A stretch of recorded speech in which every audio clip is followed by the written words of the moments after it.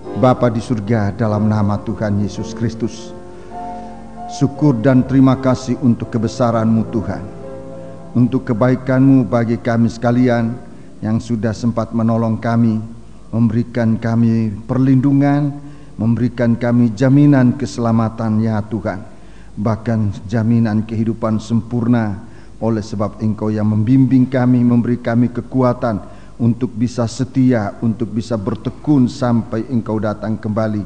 Kami terus mendoakan Tuhan, merindukan kiranya kesetiaan, ketekunan akan menjadi bahagian kami semasa kami di bumi ini Tuhan. Untuk apapun yang terjadi, kami tetap menjadi milik-Mu Tuhan. Kuatkan kami, tambahi iman kami Tuhan, berikan kami pengertian akan firman-Mu, supaya kehidupan kami dapat mengerti jalan yang selalu Engkau sediakan bagi kami. Tuhan, terima kasih pada malam ini kami datang kepadamu. Berbagai-bagai macam persoalan dalam kehidupan kami, berbagai-bagai macam beban yang kami pikul Tuhan, tetapi kami percaya bahwa kami tidak memikulnya sendiri, bahwa juga kami mempercayakan segala persoalan yang sempat menimpa kami Tuhan. Engkau Kristus, Engkaulah Tuhan kami, jawaban dalam segala-galanya. Terima kasih Tuhan, terima kasih saat lanjutan kebaktian kami ini Tuhan. Itulah pemberitaan firman dan doa kami untuk menyembah Engkau Tuhan. Kami tahu iblis mau mengganggu kami, tetapi kami akan panggil nama Engkau buat usir semuanya. Di dalam nama Tuhan Yesus Kristus, segala setan kami perintahkan kamu semua dalam nama Yesus, pergi, darah Yesus yang berkuasa. Terima kasih Tuhan, terima kasih, kuasai kami, kuasai setiap pribadi, kuasai jalan pikiran kami untuk menampung firman-Mu Tuhan. Kami bersyukur, kami berterima kasih bahwa Engkau sudah menolong kami, dan Engkau akan tetap menolong kami untuk menjadikan kami umat-Mu yang setia mengikut Engkau. Dalam nama Yesus kami sudah berdoa, haleluya, amin. Puji Tuhan. Sidang jemaat yang dikasihi Tuhan, saya menyampaikan salam sejahtera dan selamat berbahagia dalam menerima sabda Tuhan dalam nama Tuhan Yesus Kristus. Kita akan lanjut dalam memeriksa firman Tuhan malam ini dalam bentuk Bible Study. Saudara-saudaraku, kita akan periksa firman Allah ini lanjutan dari Fatsal 8, Fatsal 9, Fatsal 10. Dalam tabernakel ini berada dalam tanda mezbah korban bakaran. Dalam bahagian susunan Injil Matius ini bicara banyak tentang iman. Salah satu arti umum dari mezbah korban bakaran adalah iman, dan segala sesuatu yang menyangkut dengan iman ini yang berada dalam Injil Matius Fatsal 8, Fatsal 9 dan Fatsal yang ke-10. Dalam Fatsal 8, saudara-saudaraku, kita sudah melihat bagaimana iman ini merupakan satu kemurahan Tuhan bagi kita sekalian. Sebab firman Allah ini kita terima bukan karena Taurat. Iman ini bukan karena Taurat, itu nomor satu. Jadi kalau karena Taurat kita tidak mendapat bagian apa-apa. Tapi iman ini merupakan karunia Tuhan bagi kita sekalian. Iman ini juga bukan suatu usaha manusia, tetapi iman ini sungguh-sungguh merupakan kemurahan Tuhan, bahkan merupakan dasar dari kemurahan Tuhan.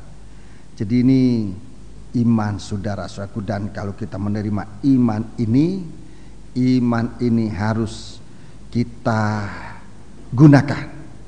Banyak kali kita sudah menerima iman tetapi tidak digunakan, sehingga Rasul Yakobus mengatakan pada dasarnya iman itu bagaikan iman yang tanpa perbuatan, bagaikan tubuh yang tidak punya nyawa, tidak punya kehidupan, mati adanya. Jadi kita mau gunakan iman ini dalam mengikut Tuhan, ya. Iman ini kita gunakan untuk mengikut Tuhan. Memang daerah pengikutan ini cukup berat. Pertama-tama lewat daerah yang dikuasai oleh setan, raja kematian, itu setan.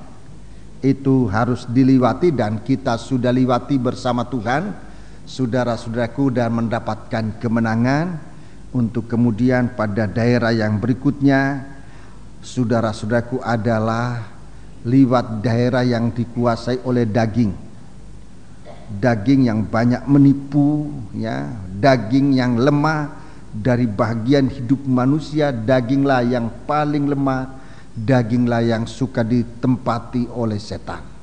Tapi kita mengikut Tuhan bukan dikuasai oleh daging, dikuasai oleh dosa, tetapi supaya dikuasai oleh Tuhan. Daerah yang ketiga itulah daerah keduniawian, banyak godaan. Dalam daerah keduniawian banyak godaan, banyak juga merupakan suatu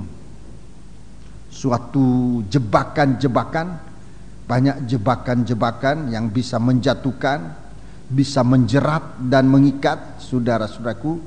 Tapi Tuhan sudah memberikan kita suatu pertolongan untuk terus mengikut Tuhan. Dan sampailah kita pada Fatsal yang ke-10. Fatsal yang ke-10 ini hanya ada satu judul, yaitu iman dan kegiatan. Ini judulnya atau perikop besar dari Fatsal 10 adalah iman dan kegiatan.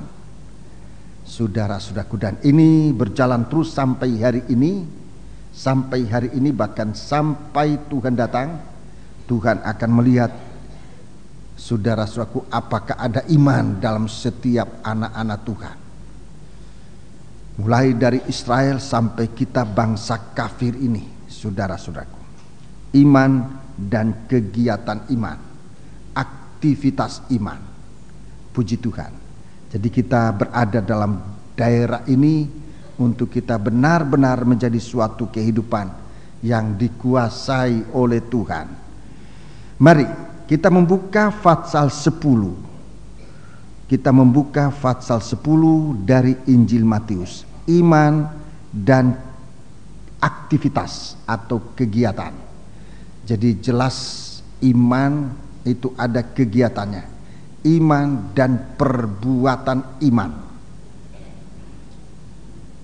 Jadi jangan iman tanpa perbuatan, iman dan perbuatan iman. Nanti ada yang berikutnya, kesucian dan pengharapan dan perbuatan hidup suci itu. Nanti puncaknya kasih dan perbuatan kasih. Ada 3 hal yang kekal dalam 1 Korintus Fatsal 13 ayat 13 adalah iman, harap dan kasih. Ini yang tinggal. Semuanya akan liwat, semuanya akan lenyap, tinggallah iman, harap dan kasih. Semua ini harus diikuti dengan perbuatan. Iman dan perbuatan iman, pengharapan dan kesucian itu kaitan, pengharapan dan kesucian itu berkaitan, tidak bisa dipisahkan. Orang suci ada mempunyai pengharapan. Orang tidak suci tidak punya pengharapan, ya, tidak punya pengharapan. Orang suci mempunyai pengharapan dan perbuatan suci. Ini yang harus membuat kita, ini yang akan membuat kita menjadi orang yang setia, membuat orang tekun. Tanpa kesucian ini, saudara-saudaraku, kita mustahil untuk berkenan kepada Tuhan. Sebab itu Rasul Paulus mengatakan, kejarlah kesucian. Kejarlah kesucian. Kemudian kasih dan perbuatan kasih. Mari kita akan periksa dalam Fatsal 10 ini. Yang pertama, saudaraku, adalah ayat 1 sampai dengan ayat yang ke-4. Ayat 1 sampai dengan ayat yang ke-4. Ini bicara tentang panggilan. Orang beriman, kita bangsa kafir yang mendapat iman, ini adalah orang pilihan Tuhan. Orang beriman, bangsa kafir yang beriman ini adalah orang pilihan Tuhan. Orang Israel dipilih karena nenek moyang, saudara, karena janji, karena kasih setianya Tuhan kepada Ibrahim. Ya, mereka menjadi umat pilihan Tuhan. Di situ kita bangsa kafir tidak punya tempat. Tetapi lewat Yesus Kristus yang memberikan kita kesempatan percaya, maka kita mendapat karunia iman untuk menjadi orang pilihan. Jadi sama-sama nanti ya, kita menjadi sama-sama baik orang Israel maupun orang kafir mendapat satu kesempatan yang sama untuk menjadi orang yang dipanggil oleh Tuhan dengan mempunyai suatu tujuan. Jadi panggilan Tuhan itu disertai dengan rencana Allah. Tidak ada panggilan tanpa rencana Allah. Tuhan memanggil kita, Dia mempunyai rencana Allah. Rencana untuk dipermuliakan bersama dengan Dia. Saudara catat itu dalam surat Roma pasal yang ke-8, Roma pasal 8 ayat 27 sampai ayat yang terakhir.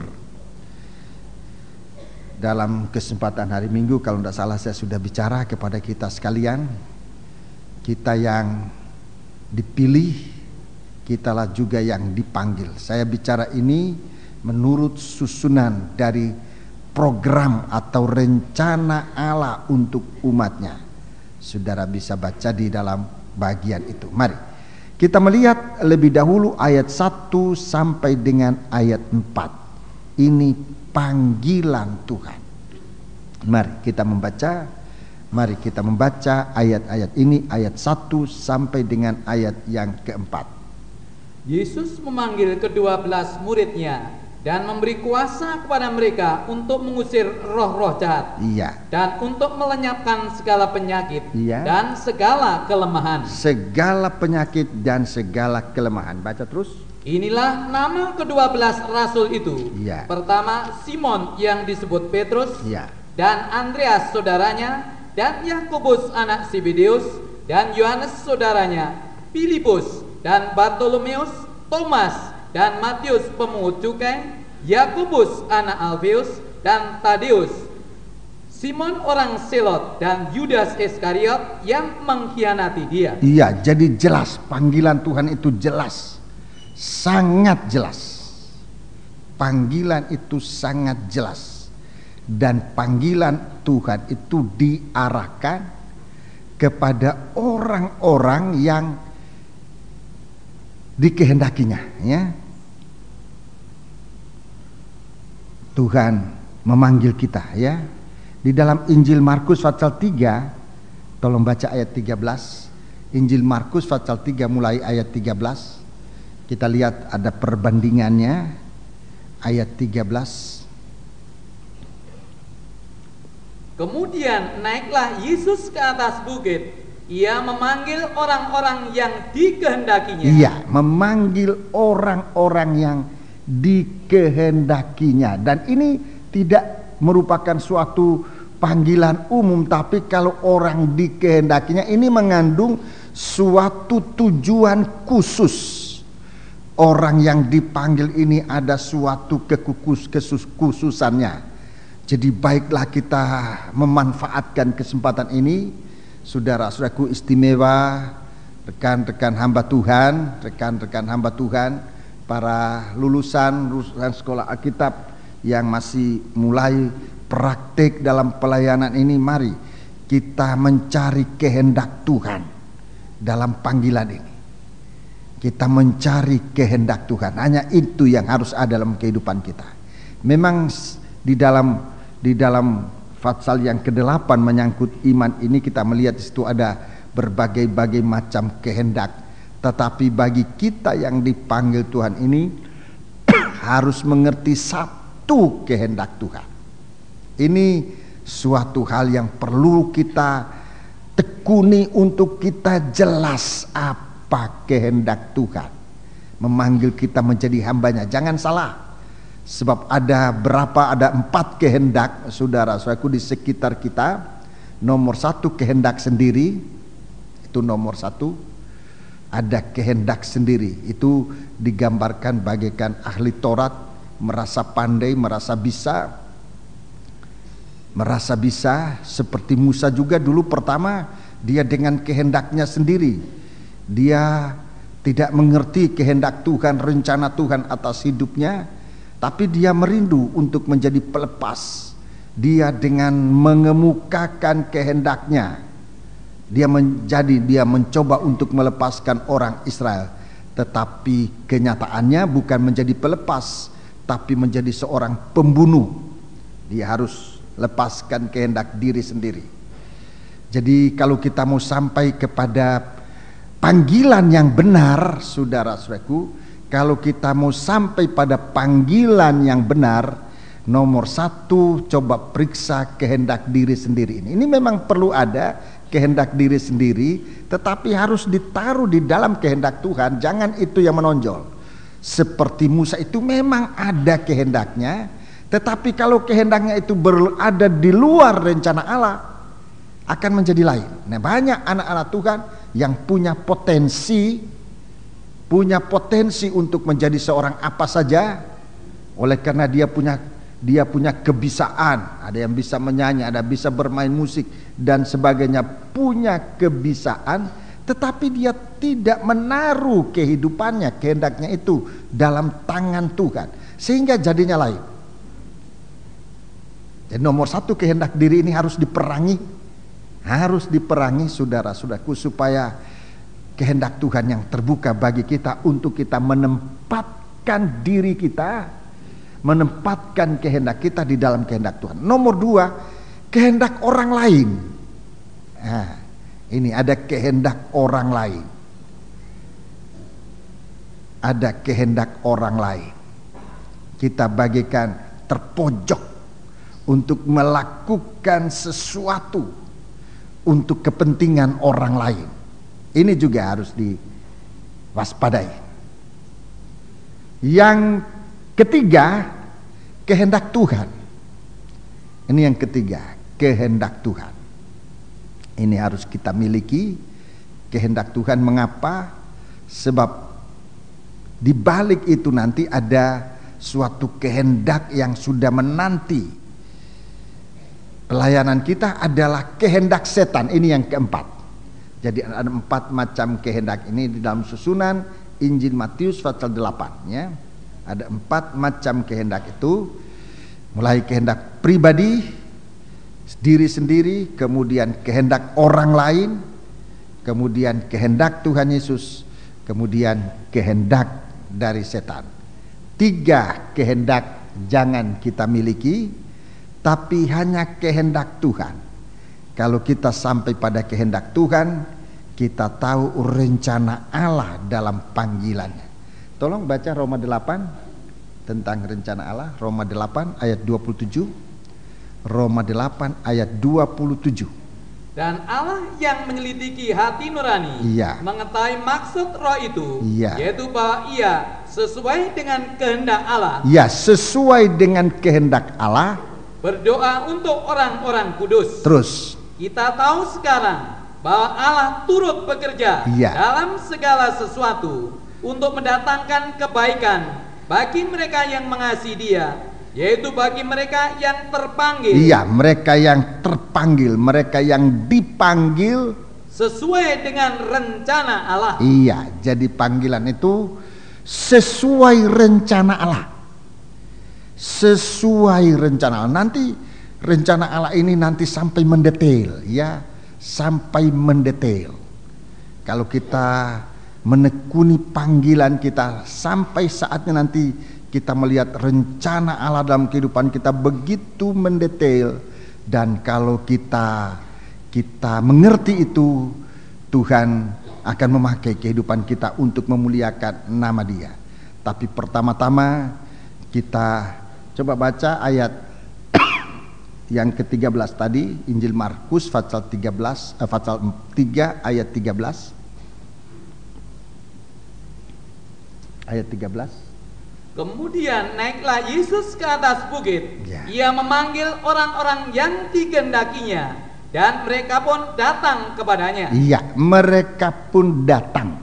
Terima kasih. Itu nomor 1. Mereka pun datang kepadanya. Mereka pun datang kepadanya. Saya selalu bersaksi tentang bagaimana Tuhan memanggil saudara-saudaraku. Saya coba untuk menolak, dan itu sama sekali tidak menguntungkan. Bahkan membuat kehidupan ini babak belur. Ya, saya coba untuk menolak panggilan Tuhan, tapi untung bahwa panggilan itu tidak dicabut, tapi lagi masih disampaikan kembali, untuk kemudian saya mengerti. Dan apa yang harus kita lakukan? Pertama, mengikuti panggilan Tuhan. Seperti Ibrahim dipanggil oleh Tuhan, dia mengikuti Tuhan. Sudah, nomor 1 itu mengikuti. Dia tidak tanya kemana kita mau pergi, tapi dia nomor 1 mengikuti Tuhan. Nomor 1 dengar-dengaran. Itu orang terpanggil, itu orang dipanggil. Tandanya hanya 1 ini. Apa tadi ayatnya? Ayat 13. Mereka pun datang kepadanya. Ya, mereka datang kepadanya. Dengar-dengaran. Itu tanda orang dipanggil Tuhan. Dengar-dengaran. Itu dengar-dengaran. Saat saya menjadi seorang, waktu memenuhi panggilan Tuhan, kalau saya saksi ini tidak ingin menonjolkan diri, tapi suatu kesaksian. Semoga kesaksian ini berguna, ya. Itu saya mengiyakan panggilan Tuhan untuk kemudian meninggalkan semua yang tadinya saya kejar, saya tinggalkan, saya ikut Tuhan. Dan mulai saat itu dalam hati saya ada suatu perjanjian atau suatu tekad untuk pekerjaan Tuhan. Saya hanya harus bicara ya Tuhan. Hanya itu bahasanya, hanya itu kalimat itu yang harus keluar dari hati saya. Untuk pekerjaan Tuhan hanya 1 perkataan, kalimat ini, ya Tuhan. Banyak Tuhan menolong dalam hal ini, banyak Tuhan tolong saya dalam hal ini. Ini kesaksian. Jadi untuk panggilan ini, bagaimana sikap kita terhadap panggilan Tuhan? Mereka itu mengikuti, mereka itu datang kepada Tuhan. Demikian kalau kita dipanggil oleh Tuhan. Memang banyak yang ditakuti, banyak yang mengerikan. Tapi kalau kita katakan ya Tuhan, di situ kita mengalami banyak mujizat-mujizatnya Tuhan. Yang kemudian mujizat itu merupakan kekuatan yang disusun oleh Tuhan, menjadi satu waktu kekuatan itu akan kekuatan sempurna. Di sini dalam Fatsal 10 ini,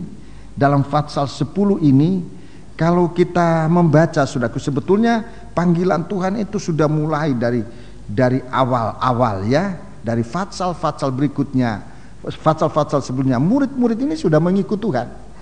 Tapi di sini pada Fatsal 10, saudara dalam program Injil Matius Fatsal 10 ini kita lihat Yesus memberi kuasa. Yesus memberi kuasa. Jadi kekuatan-kekuatan yang mereka alami waktu melakukan panggilan Tuhan itu, setiap kali ada kuasa itu diakumulasikan menjadi suatu kekuatan kuasa Allah. Sebab di waktu-waktu yang akan datang, ini yang akan digunakan. Di waktu yang terakhir di sini kita lihat bahwa Tuhan memberikan kita kuasa kepada mereka, kepada kita untuk mengusir roh-roh jahat. Nomor 1, ya, roh-roh jahat, mengusir roh-roh jahat. Ini nomor 1. Nomor 2, untuk melenyapkan segala penyakit, untuk melenyapkan segala penyakit. Nomor 2 ya. Nomor 3, dan segala kelemahan. Dalam terjemahan lama disebut melenyapkan segala aib tubuh orang. Melenyapkan segala aib tubuh orang. Jadi kita lihat bagaimana Tuhan ini sungguh-sungguh berkemurahan bagi kita. Untuk orang dipanggil ini mempunyai suatu tugas yang berat tetapi sangat mulia untuk menolong umat manusia. Kalau kita lihat dari 3 hal yang Tuhan berikan, 3 tugas yang Tuhan berikan kepada kita, itu sebetulnya tugas penyelamatan dan penyempurnaan seorang manusia. Dimulai dari, saudara-saudaraku, mengusir roh-roh jahat. Ini kaitannya dengan roh manusia. Kaitannya dengan roh manusia. Manusia itu punya roh. Kemudian melenyapkan segala penyakit, segala rasa sakit. Segala rasa sakit ini menyangkut kejiwaan manusia. Rasa sakit. Yang ketiga, melenyapkan segala aib tubuh orang. Sebut kelemahan. Jadi tubuh, jiwa, dan roh. Tubuh, jiwa, dan roh harus diselamatkan. Tubuh, jiwa, dan roh ini harus diselamatkan. Haleluya. Semoga Tuhan memberikan kita pengertian untuk maksud Tuhan di hari-hari akhir. Setiap anak Tuhan yang menjadi pelaksana kehendak Allah, bukan hanya dia sendiri selamat, tetapi juga menjadi seorang yang dapat menyelamatkan sesama umat manusia. Jadi kita lihat lebih dahulu bahwa Tuhan memberikan kita kekuatan atau kuasa untuk mengusir roh-roh jahat. Sebab kehidupan kita nanti akan berada dalam satu kerajaan damai, di mana kita berada bersama dengan Tuhan. Roh-roh jahat itu roh yang tidak punya damai. Roh-roh jahat itu roh-roh yang tidak punya damai. Dia merajalela, dia kemana-mana. Saudara-saudaraku, dia berkeliling dunia. Dalam kitab Ayub itu roh jahat, roh yang beredar-edar di seluruh dunia. Roh yang beredar-edar untuk apa? Untuk mencari kesalahan, untuk menyebarkan kesalahan dan dosa-dosa kepada manusia di dunia ini, dan kemudian mendakwah kepada Tuhan, mendakwanya kepada Tuhan. Anak-anak Tuhan ini didakwah siang dan malam kepada Tuhan. Jadi saudara-saudaraku, bagaimana kehidupan kita ini sekarang harus merupakan suatu kehidupan yang dikembalikan kepada manusia seutuhnya, tubuh, jiwa, dan rohnya. Tubuh, jiwa, dan rohnya. Ini manusia seutuhnya diciptakan oleh Tuhan menurut peta dan teladan Allah. Tapi dalam kitab Kejadian pasal 6 kita lihat manusia ini sudah rusak. Kita baca kitab Kejadian pasal yang ke-6. Rusaknya manusia. Sejak itu manusia sudah rusak, dan saudara-saudaraku, manusia meninggalkan Tuhan sampai pada zaman Lut. Saudara-saudaraku, kembali manusia itu menjadi manusia yang rusak. Zaman Lut, mari kita lihat keadaan manusia yang sudah rusak. Ayat 3, berfirmanlah Tuhan, rohku tidak akan selama-lamanya tinggal di dalam manusia, karena manusia itu adalah daging, tetapi umurnya akan 120 tahun saja. Iya, ini umur manusia. Manusia tanpa roh. Manusia tanpa roh ini diizinkan hidup 120 tahun. Ini hitungan secara umum, makro, ya, secara umum, bukan secara orang per orang, tapi umur hidup manusia dihitung dari zaman Adam sampai, saudara suku, perhitungannya 120 kali 50 sama dengan 6.000 tahun. Itu era yang diberikan oleh Tuhan kepada manusia untuk hidup. Mulai zaman Adam yang mula-mula, itulah Adam dan Hawa yang dari lebu tanah, sampai dengan Adam yang akhir. Itu manusia daging, manusia dari lebu tanah. 120 tahun. Di sini tadinya manusia ini dikasih roh oleh Tuhan, tapi manusia ini memberontak, maka roh itu keluar dan hiduplah manusia ini tanpa roh. 120 tahun. Jadi kalau saudara baca di sini, manusia tanpa roh ini, sebab roh itu, roh Tuhan tidak tinggal selama-lamanya pada manusia. Kalau kita lihat dalam perjanjian baru, surat Yuda ayat 17, tolong baca Yuda 17 dan 18. Yuda, surat Yuda, hanya satu fatsal itu, fatsal 1 ayat 17-18. Tetapi kamu saudara-saudaraku yang kekasih, Iya. ingatlah akan apa yang dahulu telah dikatakan kepada kamu oleh rasul-rasul Tuhan kita Yesus Kristus. Iya. Sebab mereka telah mengatakan kepada kamu, menjelang akhir zaman akan tampil pengejek-pengejek yang akan hidup menuruti hawa nafsu kefasikan mereka. Iya, ini manusia daging, hawa nafsu kefasikan mereka. Terus mereka adalah pemecah belah. Iya, ini pemecah belah. Ini manusia tanpa roh. Pemecah belah, apalagi yang dikuasai hanya oleh keinginan-keinginan dunia ini. Iya, hanya keinginan daging. Terus dan yang hidup tanpa Roh Kudus. Hidup tanpa Roh Kudus. Jadi ini, saudara, ini gambaran manusia yang sudah terlihat mulai zaman Nuh. Dan tadinya manusia ini dilenyapkan, tinggal 8 orang. Kemudian manusia lagi tinggalkan Tuhan sampai di zaman Lut, dan sekarang sampai di zaman kita sekarang.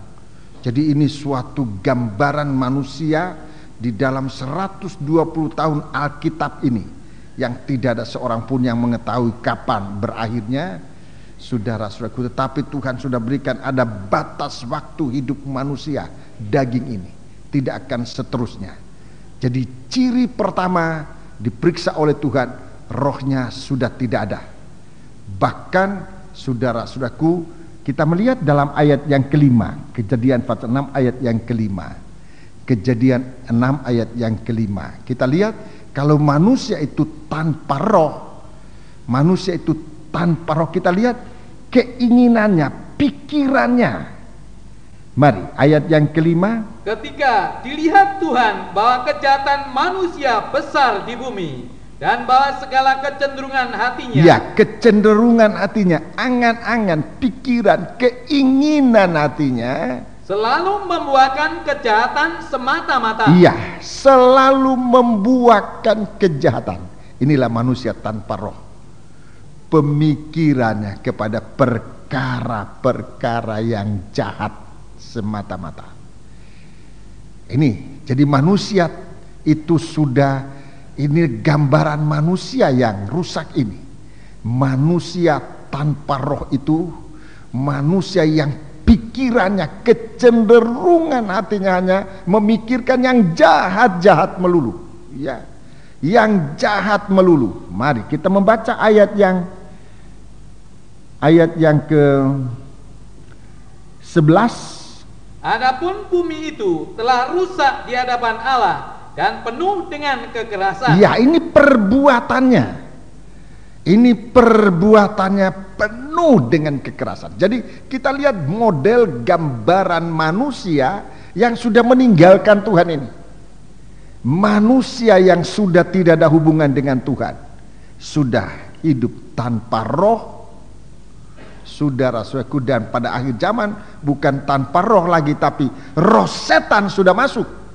Roh setan sudah masuk dalam manusia itu, sehingga pikiran manusia semata-mata cenderung kepada kejahatan.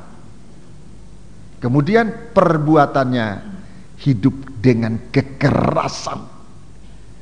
Kalau di akhir-akhir zaman nanti, kalau sekarang aja kita sudah mulai melihat hidup dalam kekerasan, itu sudah ngeri.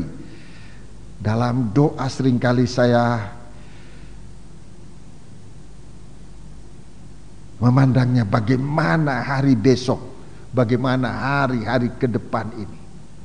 Kalau kekerasan ini memuncak, kalau kekerasan ini memuncak, sungguh-sungguh kita, saudara-saudaraku, membutuhkan sesuatu yang luar biasa. Manusia di bumi ini akan penuh dengan kekerasan, bukan hanya dengan kekerasan, tetapi mereka yang sudah rusak ini, manusia yang rusak ini, itu nanti akan merusakkan bumi ini. Segala sesuatu dirusakkan. Coba baca ayat 12. Allah menilai bumi itu dan sungguhlah rusak benar. Ya, bumi itu rusak benar. Terus? Sebab semua manusia menjalankan hidup yang rusak di bumi. Iya, semua manusia menjalankan hidup yang rusak di bumi. Menjalankan hidup rusak di bumi. Saudara-saudaraku, kalau saudara lihat kehidupan di hari-hari, apa yang jadi rusak?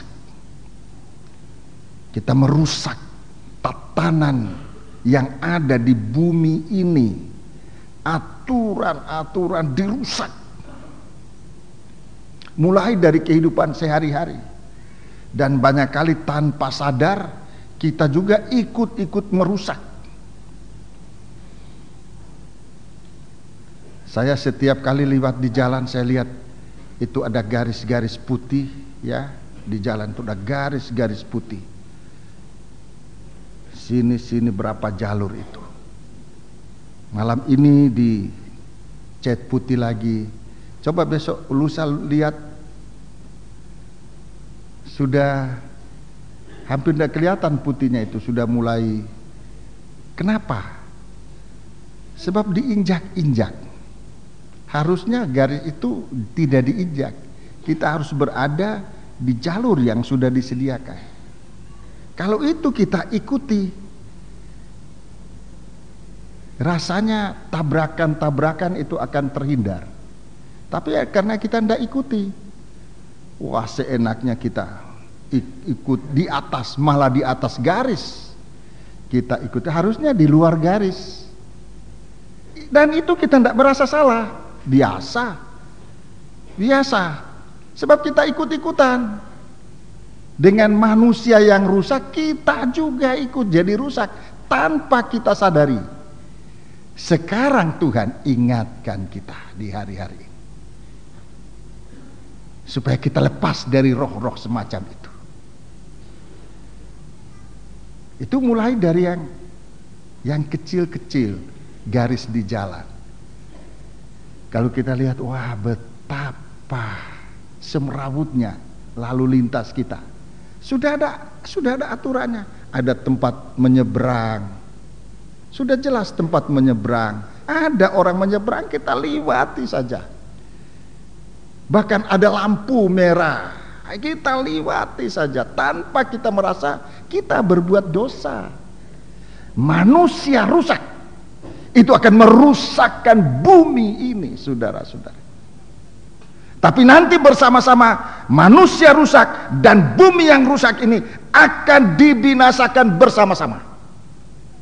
Ini yang harus kita sadari di hari-hari ini. Bukan begitu saja merusak. Oh, polisi nggak ada. Kita lewati saja, oh ini sudah malam, pagi-pagi tidak ada orang, lewati aja. Kita pernah mengalami dalam kegiatan kabar mempelai ini, itu saya belum di sini, saya masih di kota yang lain, tapi saya ikut giat dalam kabar mempelai sejak dulu. Di suatu waktu, satu pagi, salah satu dari anggota panitia menjemput seseorang pagi-pagi, dan dia pikir, itu tepatnya di Jalan Sutomo itu, dia pikir sepi, nggak ada orang, dia tancap terus, sudah tidak pakai aturan, dia pagi tidak ada orang, pikirnya mendadak ada orang di perempatan itu, dia pikir tidak ada orang, dia lewat saja, padahal ada orang yang datang, plak, tabrakan. Kalau namanya aturan, ya aturan, saudara-saudara. Kita lihat kehidupan manusia yang dilihat oleh Tuhan. Tuhan Allah menilik, bukan cuma melihat, menilik itu memperhatikan cara kehidupan manusia ini. Allah menilik bumi ini dan sungguhlah rusak benar.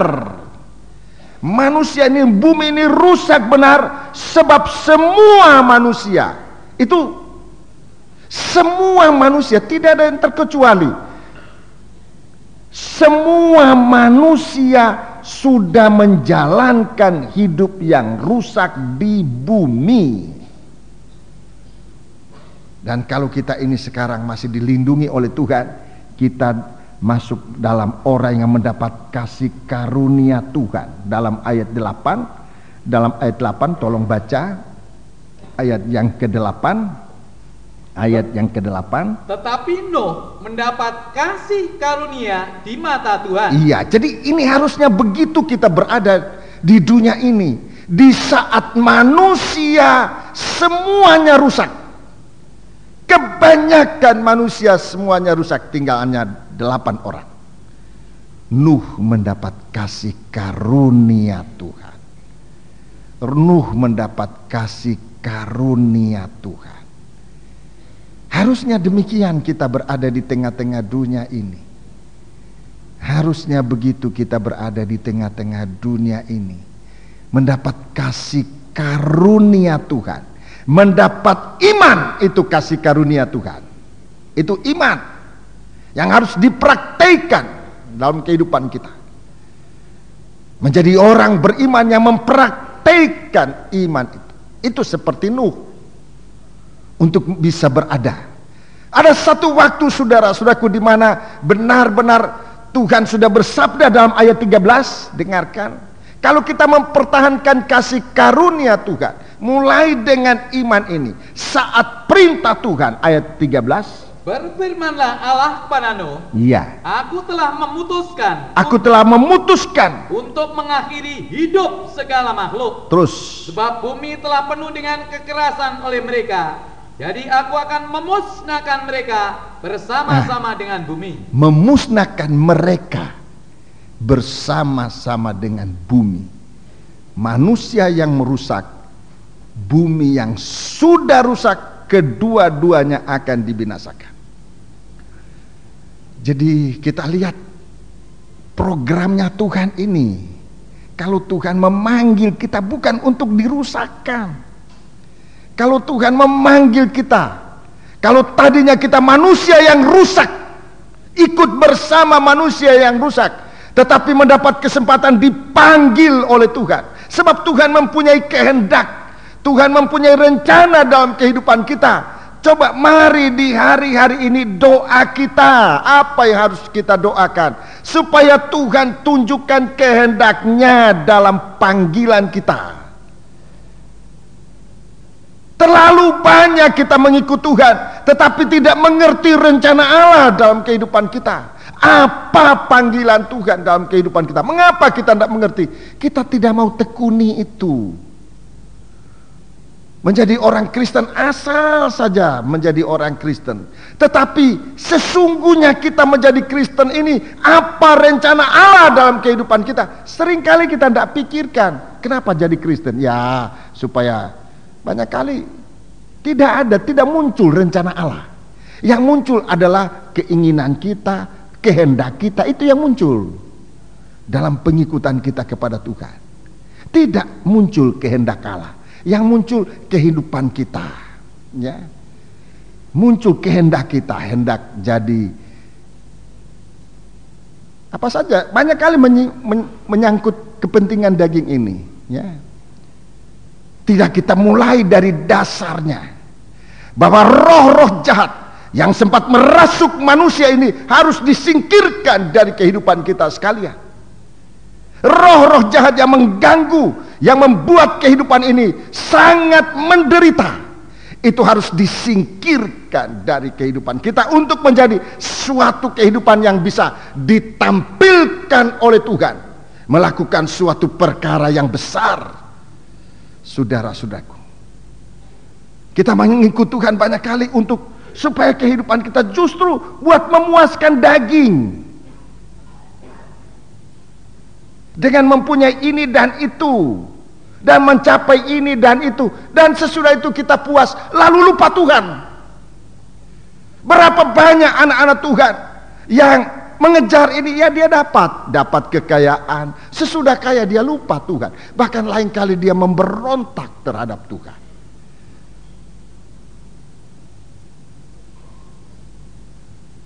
Sesudah pandai juga demikian. Bahkan yang sangat-sangat, kalau saya melihat itu, yang sangat-sangat sebetulnya menyakitkan hati Tuhan. Tadinya sakit disembuhkan, sesudah sembuh dia tinggalkan Tuhan. Dari 10 orang yang sakit, semuanya disembuhkan, hanya satu kembali memuliakan Tuhan.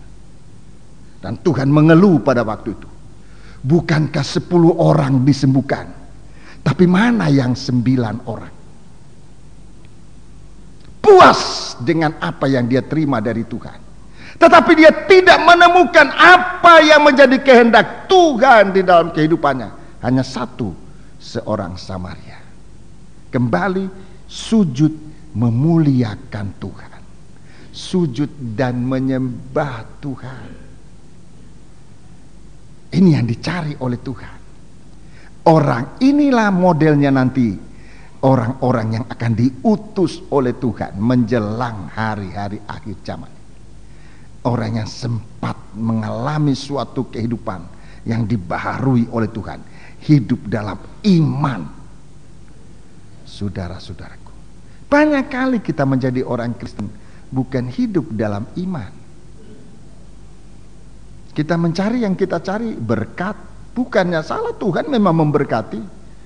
Tuhan memberkati kita. Ibrahim diberkati dalam segala perkara. Raja Daud diberkati. Sulaiman diberkati. Kita diberkati oleh Tuhan. Tetapi Tuhan mempunyai tujuan di dalam panggilan Tuhan, supaya kita menjadi berkat dimanapun kita berada. Haleluya. Dipanggil oleh Tuhan sesuai dengan rencananya.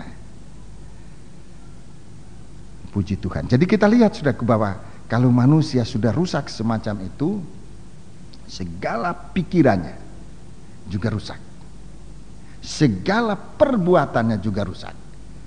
Jadi kalau kita lihat kembali di dalam Fatsal 10 ini, Tuhan mau mengembalikan manusia yang rohnya benar.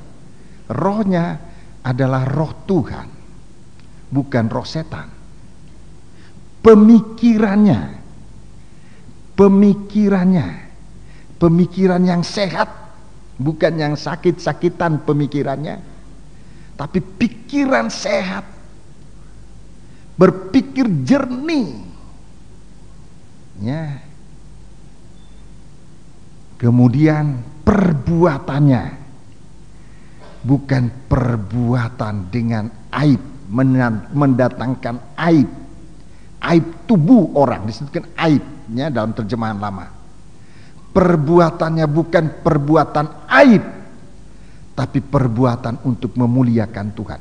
Itu sebetulnya manusia yang dirindukan oleh Tuhan, yang direncanakan oleh Tuhan untuk saat ia datang menemukan orang semacam ini, yang rohnya roh dari Tuhan, jiwanya, pemikirannya bukan memikirkan perkara-perkara dunia, tapi dia memikirkan perkara-perkara surga, ya.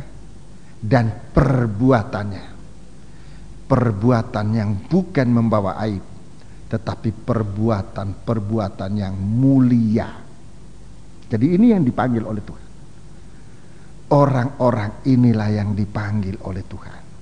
Dulu zaman Israel, Tuhan panggil 12 orang. Di sini disebut 12 orang, tapi nantinya Yudas itu diganti. Yudas itu diganti. Di dalam Kisah Rasul Fatsal yang, mari kita baca Kisah Rasul Fatsal pertama. Kisah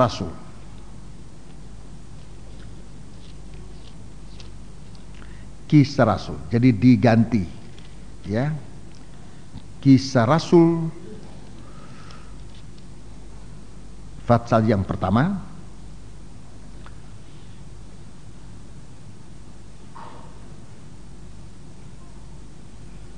Kisah Rasul Fatsal pertama, kita membaca ayat yang ke 26 saja, langsung ayat 26.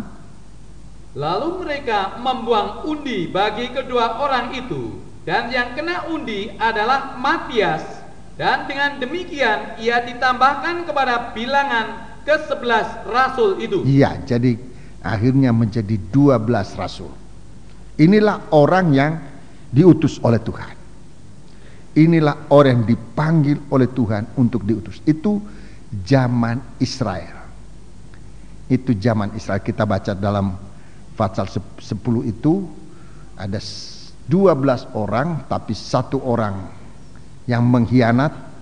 Tidak boleh ada pengkhianat, harus orang yang jujur. Matias kena undi. Jadi kalau kita ini sekarang, kita bangsa kafir, dipanggil oleh Tuhan untuk melakukan rencana dan kehendaknya.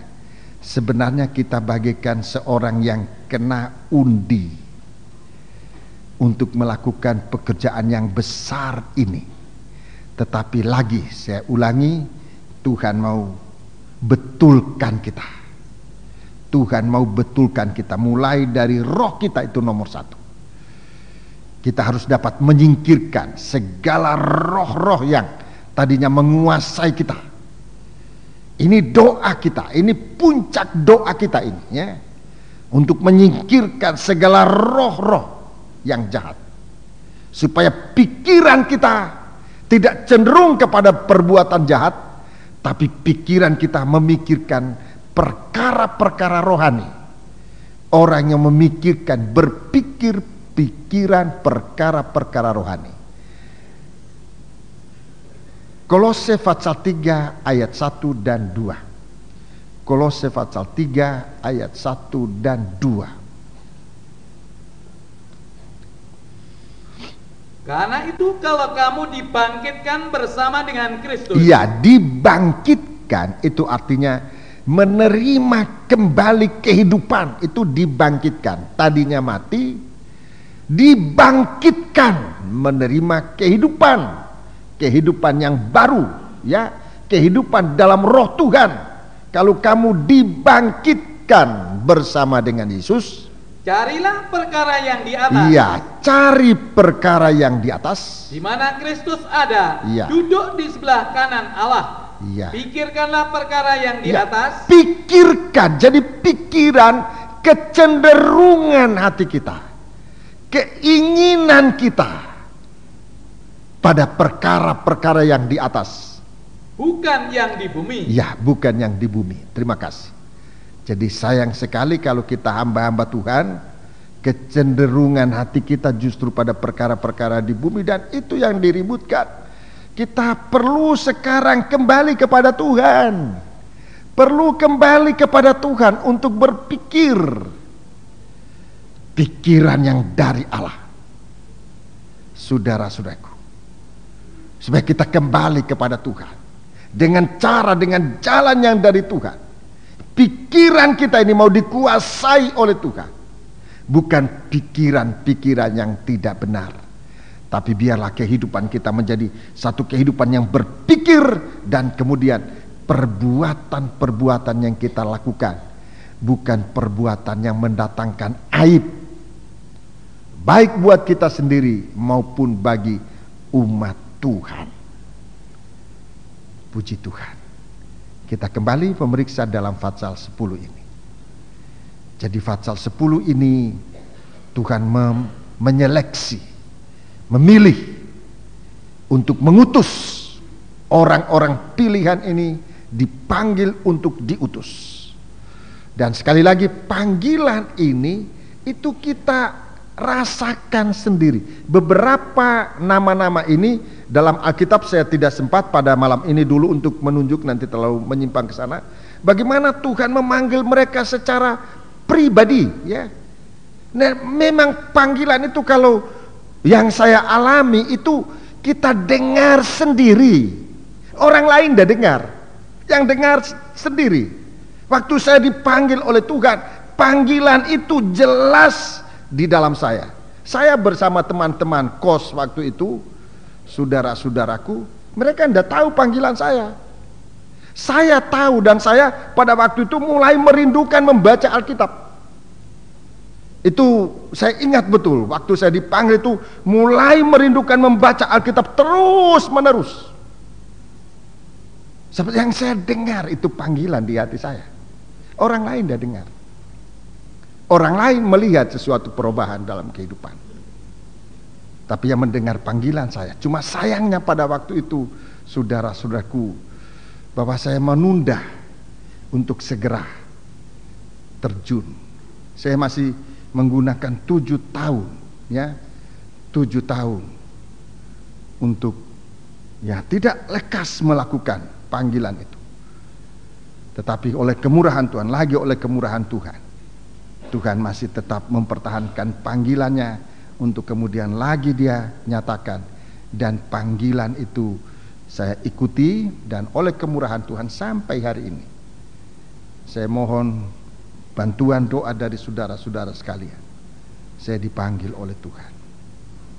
Itu saya mulai menjadi seorang pengerja, saudara-saudaraku, dan guru saya mulai mendidik saya untuk menjadikan saya seorang hamba Tuhan.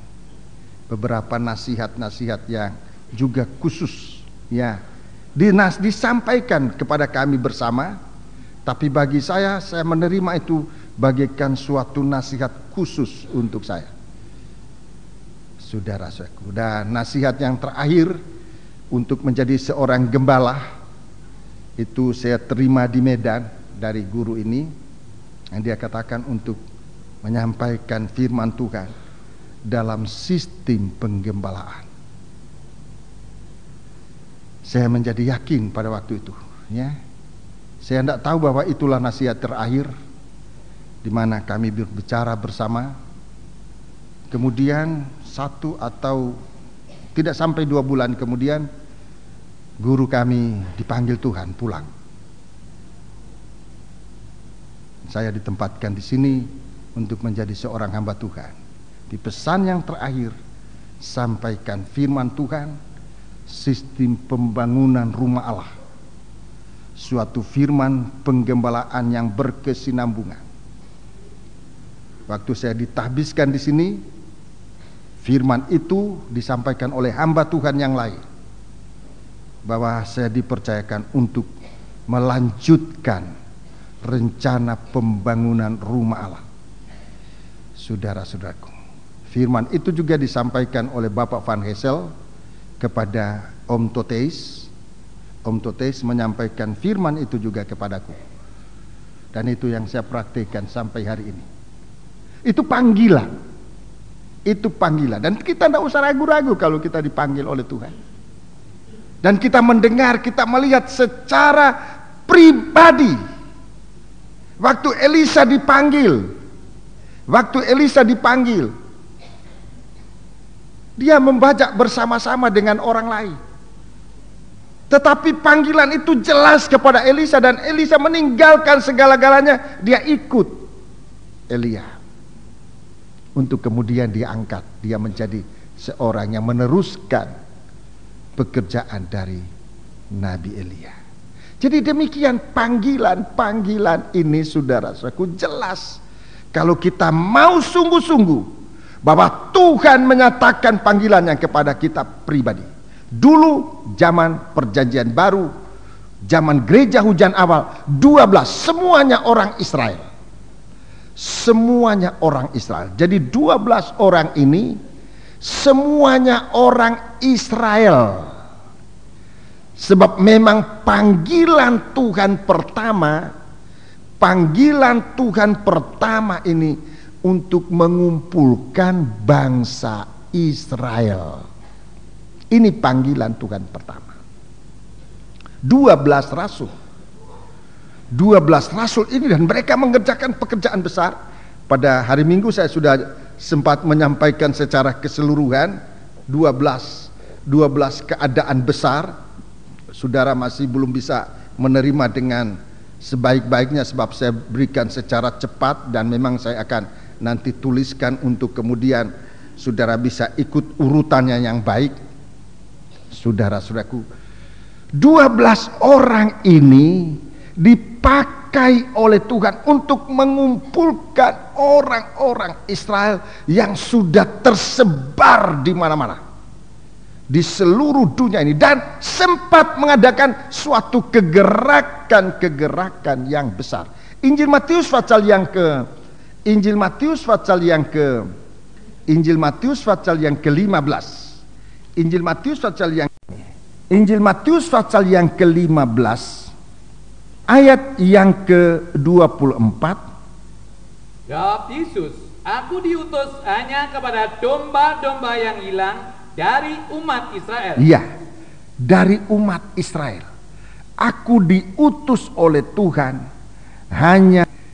Di Matius pasal 10 itu semua orang Israel. Semua orang Israel. Rasul-rasul, 12 rasul itu hanya orang Israel. Dan memang tugasnya untuk mengumpulkan domba-domba yang hilang dari umat Israel yang sudah terpencar di seluruh bangsa-bangsa di mana-mana. Kebanyakannya di Eropa dan Amerika pada saat itu, pada saat gereja hujan awal. Dan ini yang dicari oleh para murid-murid, dicari oleh murid-murid, mencari orang-orang Israel yang sudah berpencar, tercerai-berai di mana-mana, dan ini dibawa kembali. Ini rencana pertama. Tetapi saudara-saudaraku, pada akhir zaman ini, saudara-saudaraku, Tuhan pun ingin mencari kita, bangsa kafir ini.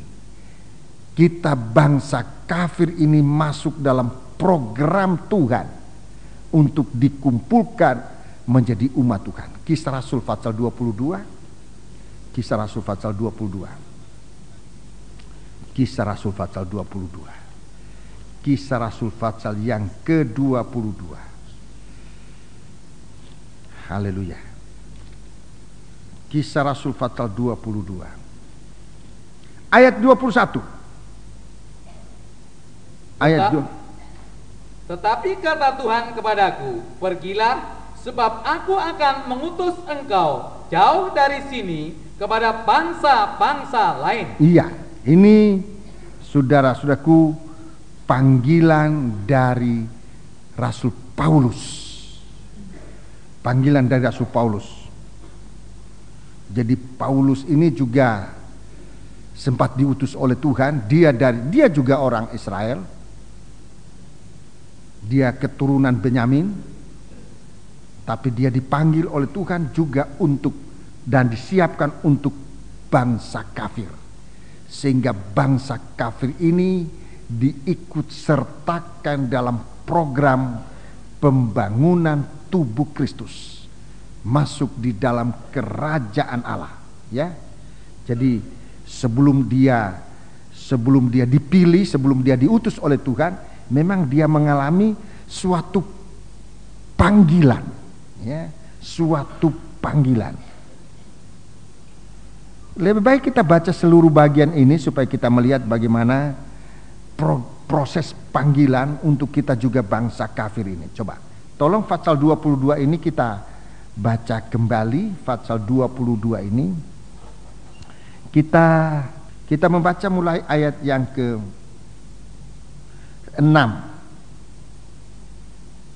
Tetapi dalam perjalananku ke sana, ketika aku sedang dekat Damsyik, yaitu waktu tengah hari, tiba-tiba memancarlah cahaya yang menyilaukan dari langit mengelilingi aku. Maka rebahlah aku ke tanah, dan aku mendengar suatu suara yang berkata kepadaku. Ini panggilan, suatu suara berkata kepadaku, Saulus, Saulus, mengapakah engkau menganiaya aku? Ya. Jawabku, siapa engkau Tuhan? Katanya, akulah Yesus orang Nazaret yang kau aniaya itu. Terus. Dan mereka yang menyertai aku memang melihat cahaya itu, tetapi suara dia yang berkata kepadaku tidak mereka dengar. Ya, ini panggilan didengar secara pribadi. Ada kejadian-kejadian yang lain yang diizinkan oleh Tuhan dilihat oleh orang lain, tetapi suara panggilan ini didengar secara pribadi. Dan kalau saudara mungkin mengalami semacam itu, coba berdoa kepada Tuhan. Seperti Rasul Paulus ini. Dia mendengar suara panggilan yang mengubahkan. Dia tadinya seorang Farisi yang sangat memusuhi Tuhan. Tapi kalau panggilan itu datang untuk mengutus dia tahu apa itu. Mungkin, dan kalau saya periksa saudaraku dalam Alkitab, panggilan dari murid-murid ini, orang yang dipanggil, mereka yang dipanggil dari 12 murid ini, itu bukan orang nganggur, bukan orang sekedar nganggur, tapi justru di dalam kesibukan mereka terjadi suatu panggilan Tuhan dalam dia. Kalau kita lihat, ada yang sementara menangkap ikan, ada yang sementara membubuli jala. Kalau Elisa tadi katakan sementara menenggala, meluku, ya, dia dipanggil oleh Tuhan. Memang suatu iman itu harus ada kegiatannya. Iman dan kegiatan iman. Di saat kita aktif dalam kehidupan rohani kita, Tuhan akan tunjukkan panggilannya dalam kita. Tidak semuanya jadi pendeta. Saya kebetulan dipanggil oleh Tuhan untuk jadi seorang gembala. Itu panggilan. Saya menjadi mengerti, dan kemudian beberapa guru yang bicara kepada saya, panggilanmu menjadi seorang guru, jadi seorang gembala. Dan saya tekuni sampai hari ini. Saya tidak kenakan sendiri, tetapi dengan pertimbangan dari senior-senior mengingatkan saya. Kalau saya omong ini tidak untuk meninggi-ninggi, tetapi untuk memberi penjelasan tentang panggilan. Tidak ada sesuatu penjelasan yang lain melainkan pengalaman saya yang Tuhan berikan dan sesuai dengan firman. Kita lihat Rasul Paulus, dia dipanggil oleh Tuhan. Baca terus. Maka kataku, Tuhan, apakah yang harus kuperbuat? Kata Tuhan kepadaku, bangkitlah dan pergilah ke Damsyik. Di sana akan diberitahukan kepadamu segala sesuatu yang ditugaskan kepadamu. Ya, ini orang dipanggil Tuhan ini ada tugasnya. Jadi kalau orang panggilan jadi malas, panggilan itu perlu dikontrol kembali. Itu sebabnya program dalam pendidikan Lempinel yang jika diizinkan oleh Tuhan bulan Februari yang akan datang, kita akan buka angkatan ke-27. Angkatan ke-27, ya. Ini panggilan, ini semacam tahun yang lalu juga panggilan, tetapi saya lihat masih murid-murid kurang menekuni panggilannya. Padahal panggilan itu kita temukan bukan di saat kita malas-malasan. Di saat kita malas-malasan tidak menemukan penjelasan tentang panggilan dalam diri kita. Panggilan itu akan tetap samar. Di saat pelayanan saudara tidak tekun, saudara tidak bisa melihat panggilan apa, saudara-saudaraku. Tapi kalau saudara tekun, main musik, menyanyi, mungkin di situ panggilan saudara, dan saudara lihat kalau itu merupakan panggilan, segera Tuhan akan lengkapi dengan karunia-karunia. Dan di saat itu saudara-saudaraku, kita tidak lagi menggunakan pikiran kita yang banyak kecenderungannya yang tidak benar. Tapi di saat itu kita akan menggunakan kuasa urapan Roh Kudus, karunia Allah itu yang akan bekerja, saudara-saudaraku. Dan apa yang kita lakukan selalu membuahkan hal-hal yang memuliakan nama Tuhan. Ini orang yang dipanggil oleh Tuhan. Saudara, apa dikatakan, apa yang harus kuperbuat? Apa yang harus kuperbuat? Ada langkah-langkah yang ditunjukkan oleh Tuhan. Ayat 11. Dan karena aku tidak dapat melihat oleh karena cahaya yang menyilaukan mata itu, maka kawan-kawan seperjalananku memegang tanganku dan menuntun aku ke Damsyik. Iya, tidak berjalan sendiri seperti orang buta. Tidak berjalan sendiri seperti orang buta, dituntun.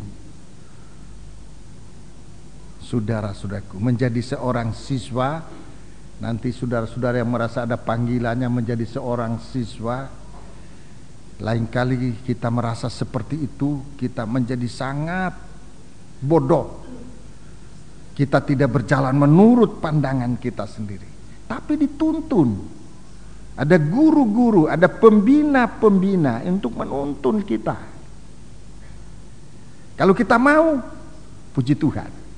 Saudara yang sudah lulus dari Lempinel, saudara praktek di mana? Di mana saja boleh praktek. Tapi saya pesankan saudara di sana adalah siswa yang praktek.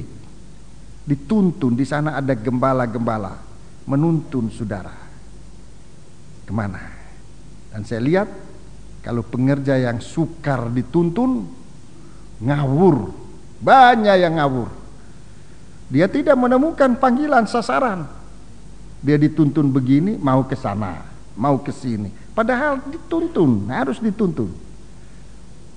Saudara-saudaraku, apalagi yang menuntun itu seorang gembala yang betul-betul gembala. Dia tidak mungkin akan menjerumuskan. Sekalipun kita disuruh kemana, tidak mungkin untuk dijerumuskan. Kita dituntun untuk mengalami suatu proses menjadi seorang yang diutus oleh Tuhan. Ini saat pengutusan akhir ini, saudara-saudara. Kalau dulu hanya Israel, tapi pengutusan akhir zaman ini lebih besar, sebab akan menyangkut bangsa-bangsa di seluruh muka bumi untuk menyatu menjadi satu kesatuan yang disebut tubuh Kristus. Mari baca terus 12. Di situ ada seorang bernama Ananias, seorang saleh yang menurut hukum Taurat. Seorang saleh menurut hukum Taurat. Dan terkenal baik di antara semua orang Yahudi yang ada di situ. Terus. Ia datang berdiri dekatku dan berkata, Saulus saudaraku, bukalah matamu dan melihatlah. Dan seketika itu juga aku melihat kembali dan menatap dia. Terus. Lalu katanya, Allah nenek moyang kita telah menetapkan engkau untuk mengetahui kehendaknya. Ya, untuk mengetahui kehendak. Kalau kita dituntun ini, kita dibawa kepada kehendak Allah. Kalau kita dituntun itu, kita tidak dijerumuskan. Banyak kali kita maunya sendiri. Itulah permulaan tadi saya katakan. Ikut Tuhan itu maunya siapa? Kalau maunya diri sendiri, banyak kali kita merontak, kita membuat jalan sendiri. Tapi kalau kita maunya Tuhan, kita dibawa selalu dari mungkin dari perubahan ke Tetapi kita dituntut untuk sampai pada waktunya mata kita terbuka untuk melihat kehendak Allah. Ulangi ayat itu. Lalu katanya, Allah nenek moyang kita telah menetapkan engkau untuk mengetahui kehendaknya, untuk mengetahui kehendaknya, untuk melihat yang benar, untuk melihat yang benar, untuk mendengar suara yang keluar dari mulutnya. Ini orang dipanggil oleh Tuhan. Apa yang dilihat, dia melihat yang benar. Apa yang dia dengar, itu bukan dari siapa-siapa, tetapi perkataan yang keluar dari mulut Tuhan. Ini orang dipanggil oleh Tuhan. Apa yang dia katakan, itu perkataan yang keluar dari mulutnya Tuhan. Itu firman Tuhan. Ini orang dipanggil oleh Tuhan. Kepada Rasul Paulus, waktu itu dia belum bernama Rasul Paulus, masih Saulus. Supaya engkau melihat yang benar, pribadi yang benar, segala yang benar, untuk mendengar suara yang keluar dari mulutnya. Kalau kita hamba Tuhan memiliki panggilan semacam ini, kalau kita semua anak-anak Tuhan memiliki panggilan semacam ini, saudara-saudaraku, kita mempunyai kekuatan dan pertolongan yang besar dari Tuhan untuk berkhotbah. Umpamanya untuk berkhotbah, kalau itu dari diri kita, begitu beratnya, sangat beratnya. Di waktu-waktu saya dilatih oleh Tuhan lewat guru-guru saya, kalau disuruh khotbah, apa yang menjadi berat adalah mulai berkhotbah itu apa yang saya mau bicarakan ini. Saya nggak tahu, saya juga nggak fasilida. Lain kali waktunya sudah mepet sekali dan belum tahu apa yang mau disampaikan. Dan ini beratnya seorang hamba Tuhan di sini. Tapi kalau kita lihat di sini, kalau menurut panggilan Tuhan, kita melihat yang benar, kita mendengar suara yang keluar dari mulutnya. Suara ini yang kita sampaikan. Dan itu merupakan kabar yang mempunyai kekuatan, kabar yang besar datang dari Allah, mempunyai kekuatan mujizat untuk mengadakan perbuatan-perbuatan Allah yang besar. Ayat 16. Dan sekarang, mengapa engkau masih ragu-ragu? Atau ayat 15 lebih dahulu. Sebab engkau harus menjadi saksinya terhadap semua orang tentang apa yang kau lihat dan yang kau dengar. Ya, jadi yang kau lihat, yang kau dengar. Dalam kitab Wahyu di situ dikatakan apa yang kita lihat, apa yang kita dengar, itu yang kita tuliskan, itu yang kita sampaikan. Punya pengalaman dengan Tuhan. Ayat 16. Dan sekarang, mengapa engkau masih ragu-ragu? Ya, sekarang mengapa engkau masih ragu-ragu?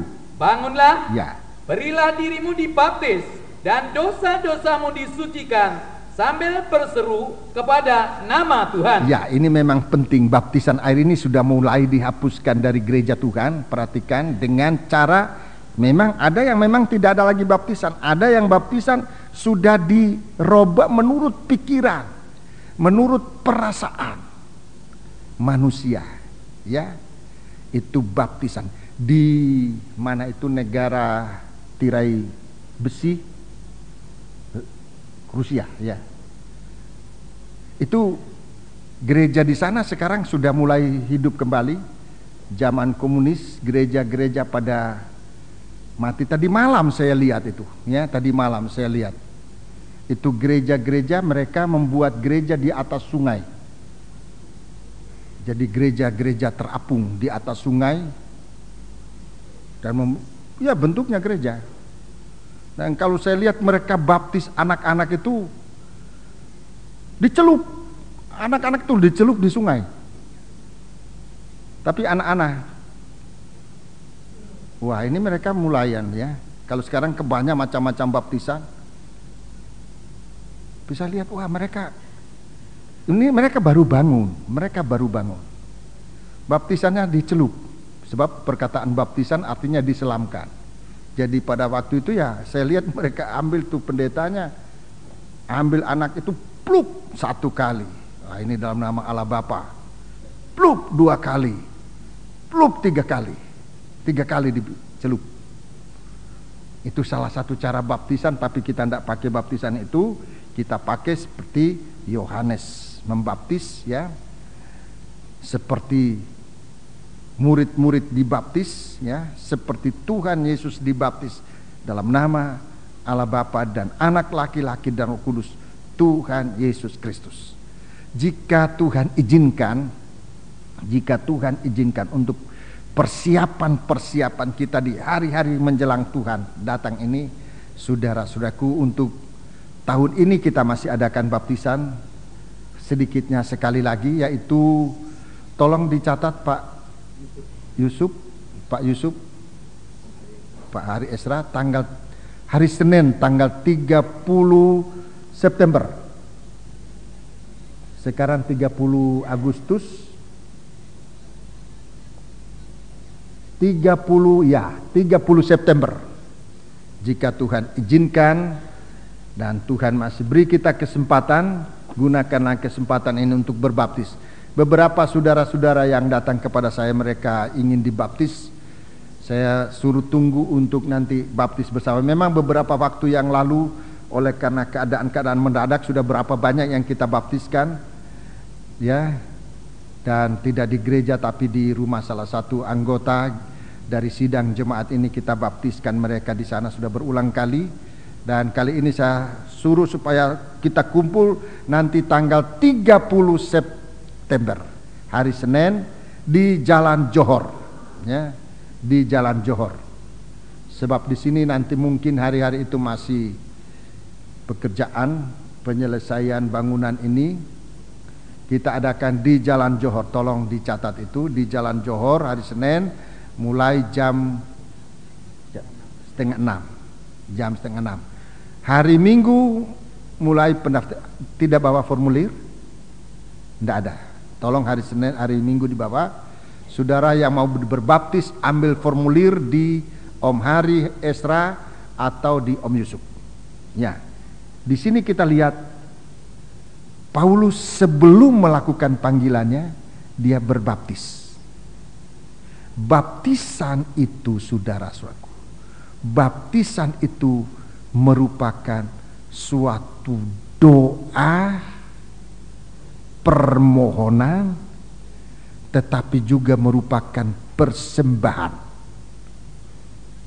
Doa, permohonan, tapi juga persembahan.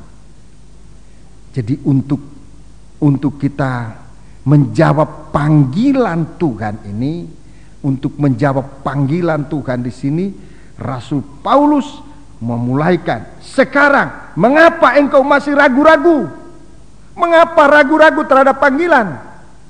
Bangun, beri dirimu dibaptis, dan dosa-dosamu disucikan. Perkataan dosa-dosa disucikan itu mengingatkan kita kembali kepada korban yang suci. Kepada korban, kita dijadikan suatu korban. Istilah korban ini juga seringkali kita salah dalam mengucapkan. Istilah korban yang sesungguhnya yang dimaksudkan itu harusnya istilahnya kurban. Q-U-R-B-A-N. Kurban. Itu kurban. Suatu persembahan. Di atas mezbah yang dibakar habis, itu kurban. Kalau korban lain artinya, sebetulnya korban itu korban bencana alam, itu korban. Itu bukan kurban, itu korban.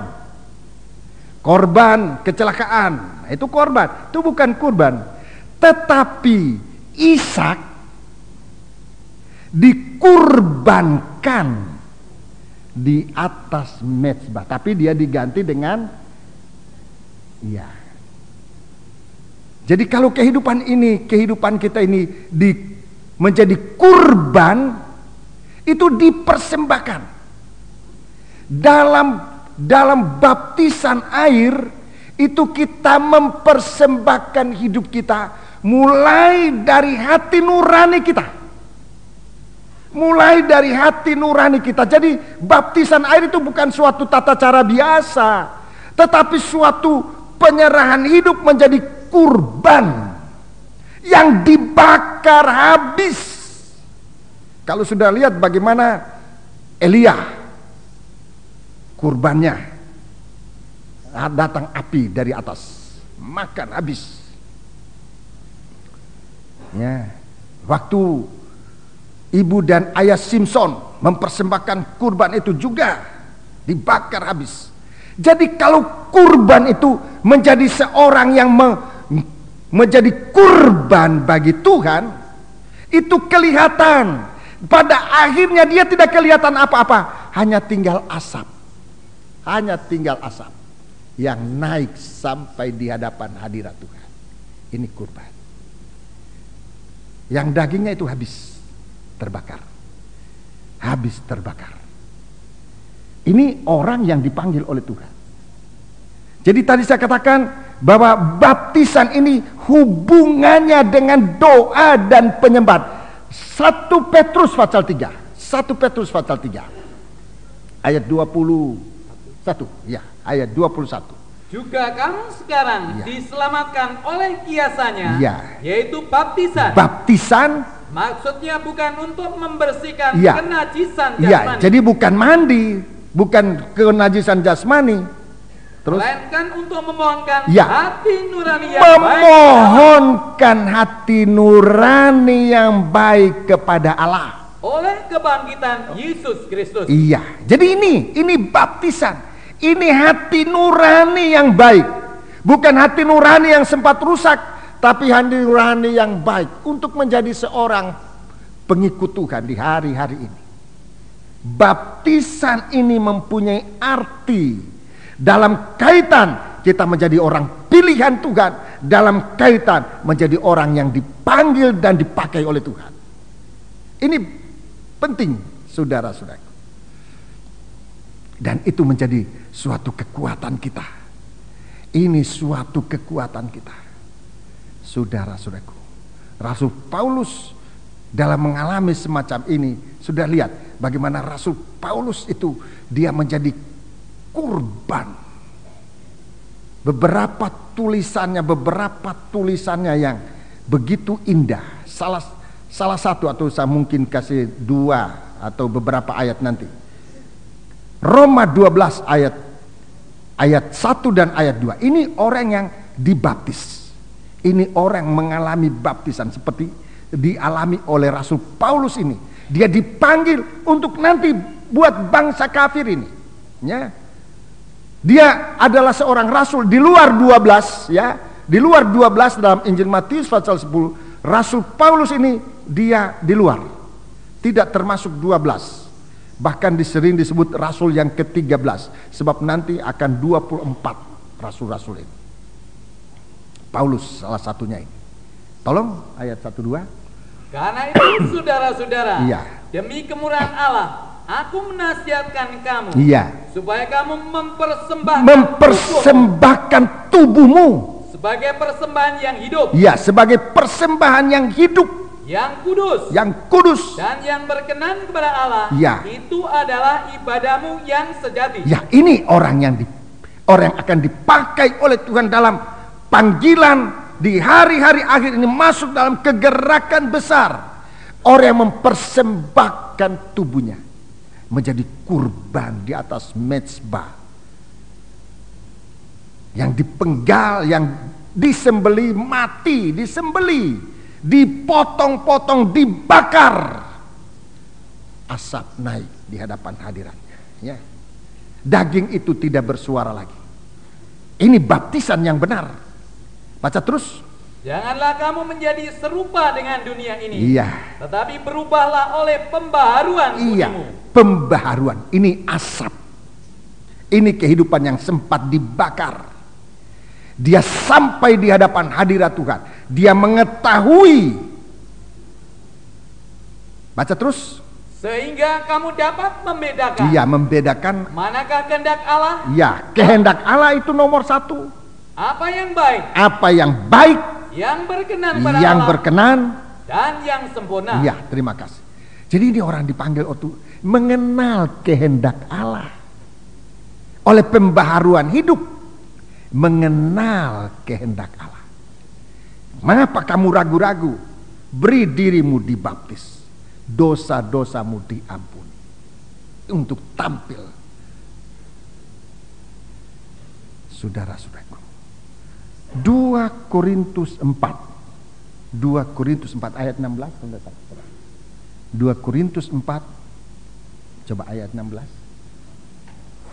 Ayat 16. Ini Rasul Paulus juga, ini orang yang berbaptis sesuai kebutuhan untuk memenuhi panggilan Tuhan.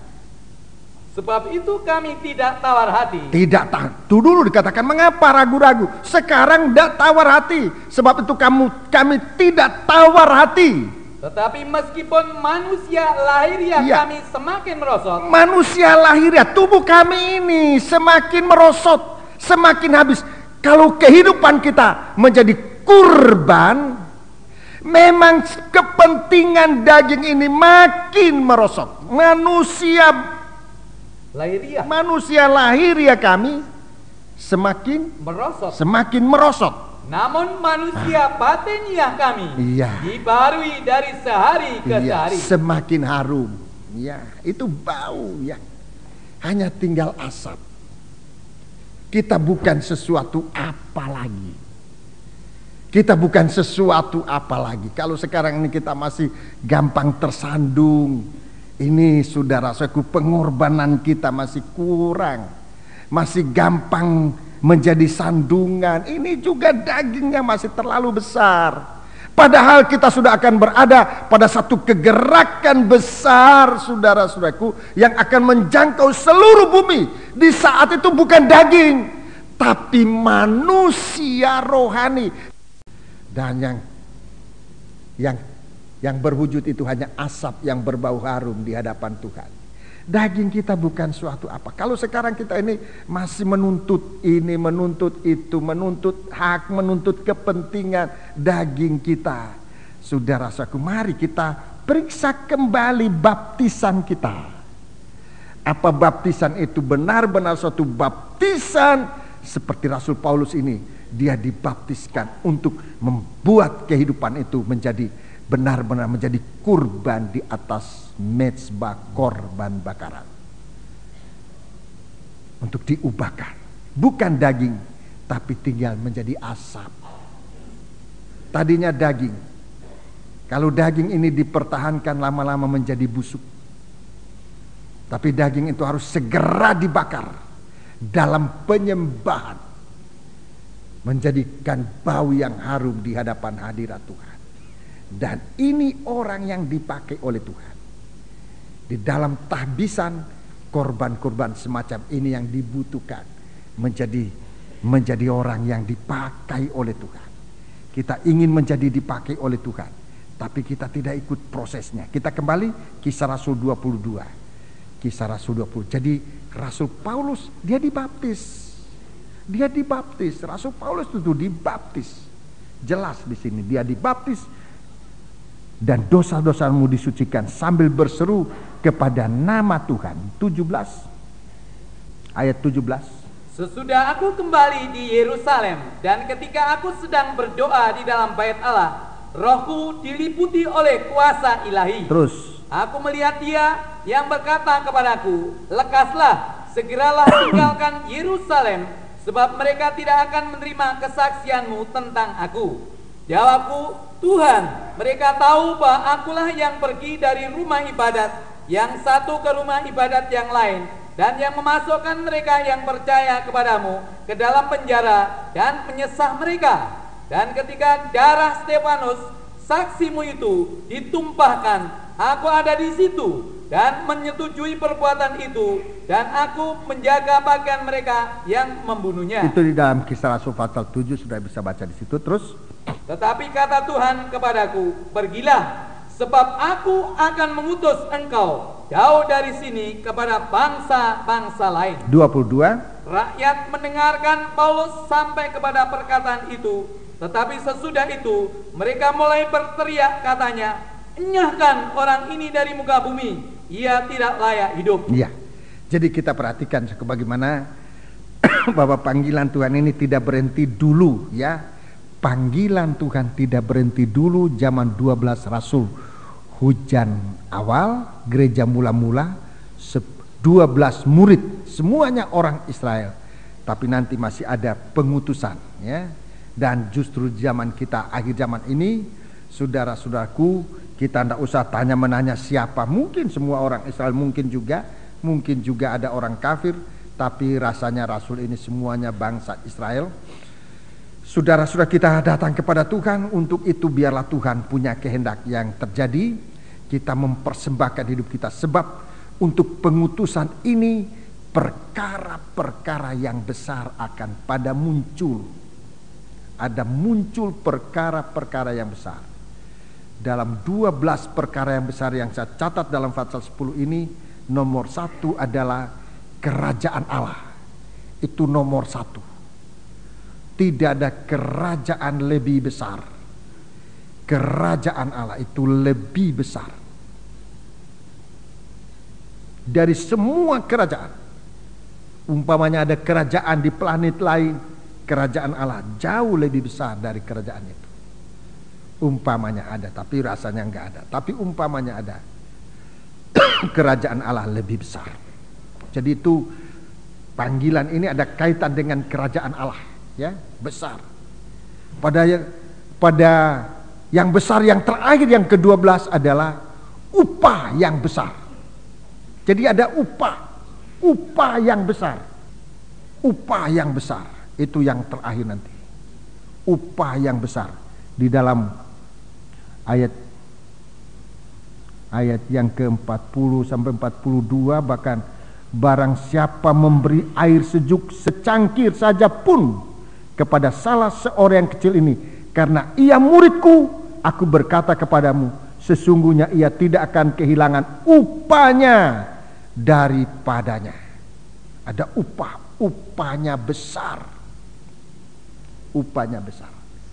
Mungkin saudara tanya, apa itu upah yang besar? Apa secangkir air itu?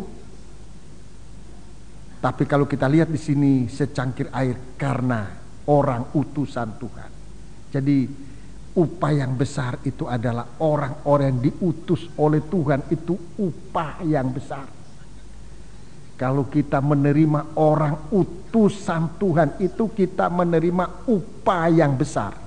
Itu nanti akan berlaku di akhir zaman, di saat nanti segala sesuatu di bumi ini sudah merupakan kesukaran yang besar. Sebab nanti ada kesukaran besar, utusan-utusan Tuhan ini.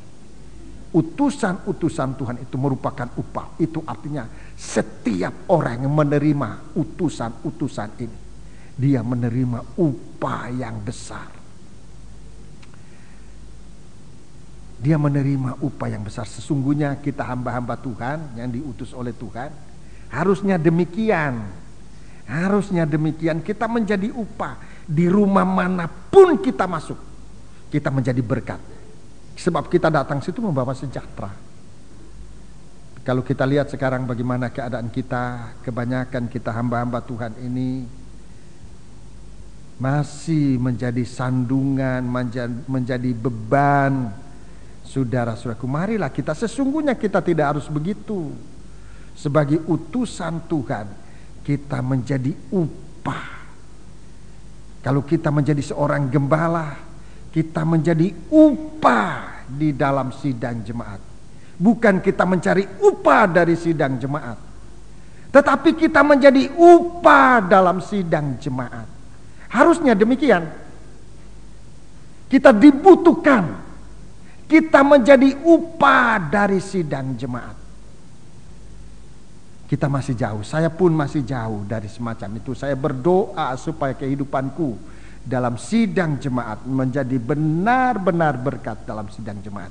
Masih jauh, masih banyak kekurangan.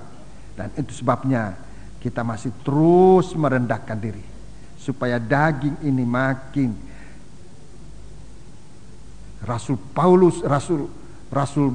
Tapi Nabi Yohanes Pembaptis mengatakan, biarlah Tuhan yang bertambah-tambah.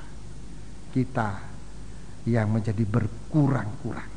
Dan apa yang dia katakan dalam seruannya, dia bicara soal baptisan ini.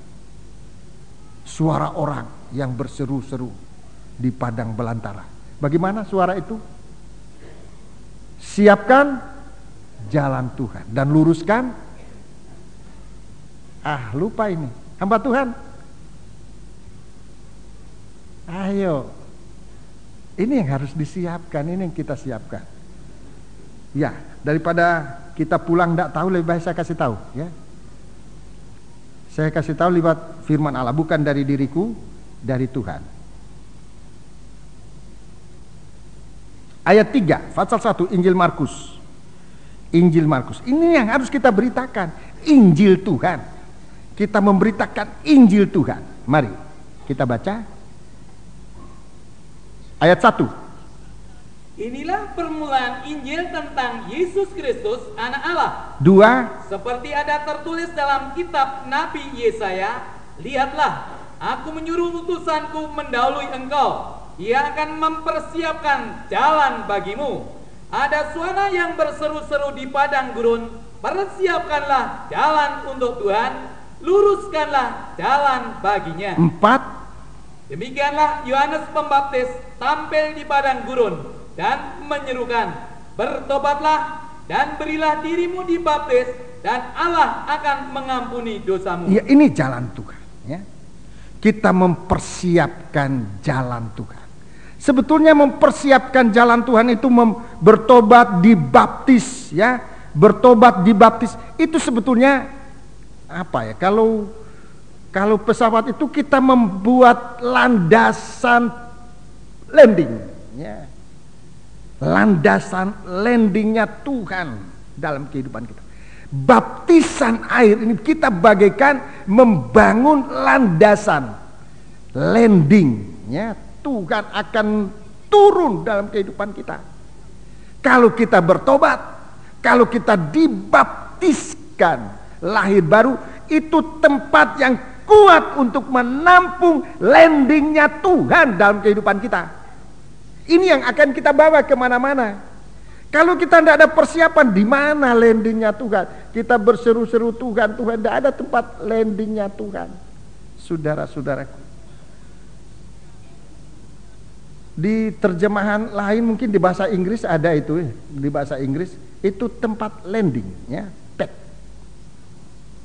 Coba tolong, ada yang punya bahasa Inggris, New King James, bukan? Apa disebut? Jalan. Iya. Itu tempat di mana kuasa Allah, ya. Kehidupan yang dibaptiskan, kehidupan yang bertobat itu tempat landingnya kuasa Allah. Tempat landingnya kuasa Allah. Kalau tidak seperti itu, nggak mampu untuk menerima turunnya kuasa Allah yang besar. Dan itu tadi Yohanes Pembaptis yang kemudian dia katakan, biar aku makin kecil, Tuhan makin besar. Kesempatan Tuhan untuk landing dalam kehidupan kita. Mengapa kita susah dalam pelayanan ini? Sebab Tuhan tidak turun dalam kehidupan kita. Kita bekerja dengan kekuatan sendiri, dengan kemampuan sendiri. Sementara kuasa Allah ini tidak ada tempat untuk kita landing, untuk dia landing dalam kehidupan kita. Kalau tempat landingnya itu pesawat yang helikopter, apa namanya itu? Tempat landingnya helikopter apa? Helipad. Pad, ya. Pad. Itu harusnya pad itu. Kehidupan yang bertobat dari baptis itu padnya. Helinya Tuhan landing di tempat kita. Harusnya demikian pengertiannya, ya.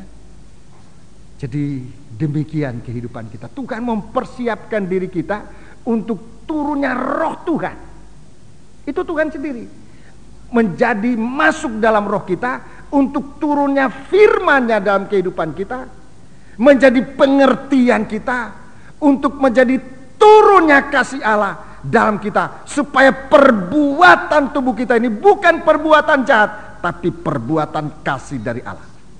Ini kehidupan ini harus mengalami baptisan dan pertobatan yang sungguh-sungguh. Dan inilah yang nanti akan dipakai oleh Tuhan menjadi berkat di seluruh dunia ini. Puji Tuhan.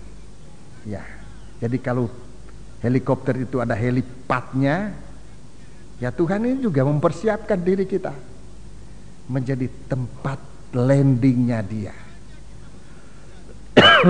Semoga Tuhan memberkati kita sekalian dengan firman-Nya. Jadi masih saya akan berbicara tentang hal ini. Masih banyak yang perlu dijelaskan, saudara-saudaraku. Tapi saudara-saudara yang akan dibaptis, setialah dalam kebaktian di hari-hari ini untuk mendengarkan firman. Sebulan lamanya, ya, sebulan lamanya saudara mendengarkan firman, saudara, supaya baptisan saudara tidak merupakan baptisan biasa, tapi seperti Yesus dibaptis.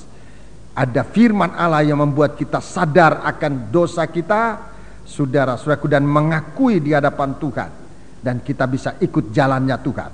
Puji Tuhan. Kita berdiri bersama-sama. Pelayan perjamuan suci silakan maju ke depan. Kita tundukkan kepala, kita berdoa. Allah kuasa melakukan segala perkara. Allahku maha kuasa.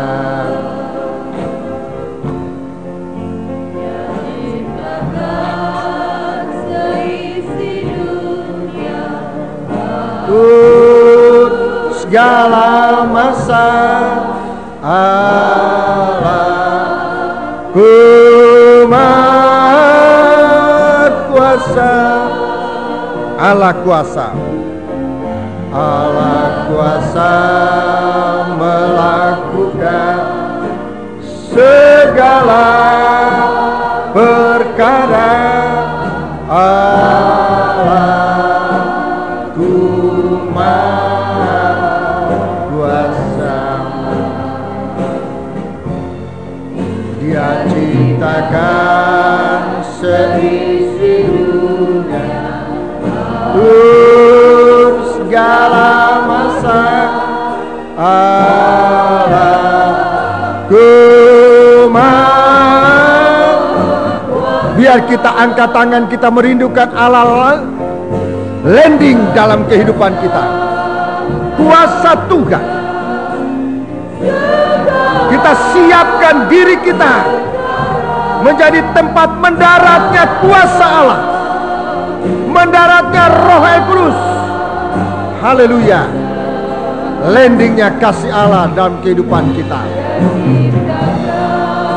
Seisi dunia atur segala masa Allahku maha kuasa. Allah kuasa, Allah kuasa melakukan segala perkara. Allahku maha kuasa. Dia ciptakan seisi dunia, atur segala masa Allahku maha kuasa.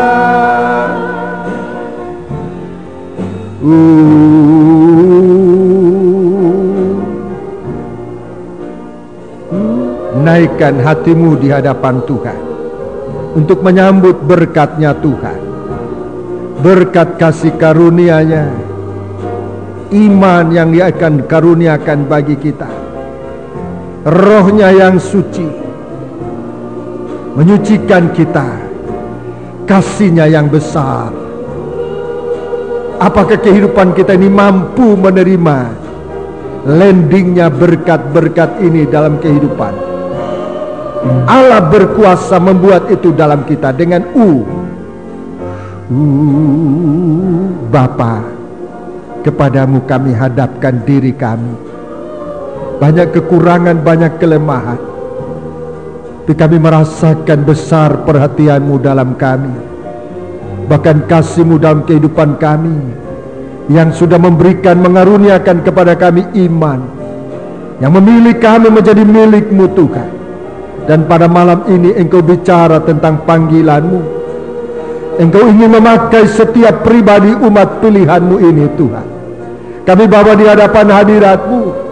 Kami angkat tangan kami di hadapan hadiratmu Tuhan, untuk kiranya Engkau kerjakan oleh firman yang kami sudah dengar, membuat kami menjadi landasan landingnya berkat dari surga. Itulah pribadimu dalam kami, dalam bentuk firman-Mu, kasih dan roh-Mu yang suci masuk dalam kehidupan kami, dan dengan itu kuasa-Mu kami rasakan, kami bawa dalam pelayanan kami.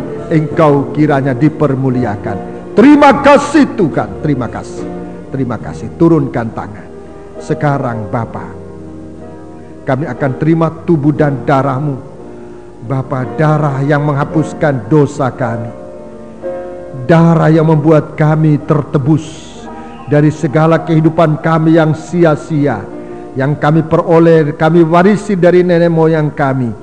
Engkau tebus kami bukan dengan uang, bukan dengan emas dan perak, tapi dengan tetesan-tetesan percikan darah-Mu Tuhan, membuat kami menjadi milik-Mu, dan tubuh-Mu mempersekutukan kami menjadi satu kesatuan. tubuh-Mu menjadi mempelai wanita-Mu yang Engkau siapkan untuk menyambut kedatangan-Mu yang kedua kali.